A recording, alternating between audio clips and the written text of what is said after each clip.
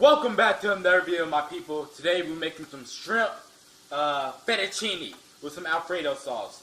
Alright, so today we went to the grocery store, got some fresh shrimp.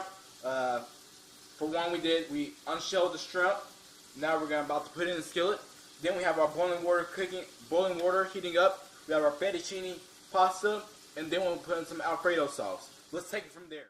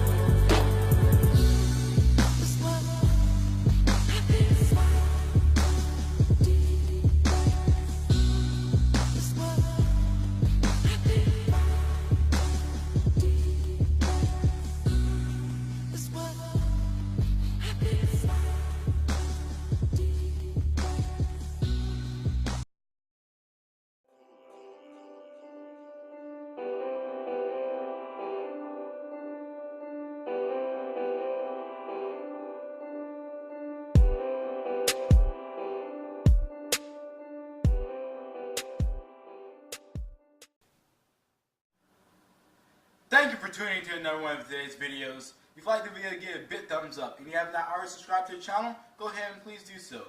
For new videos every single week, and I hope you try this video at home and for more videos to come. See you next time.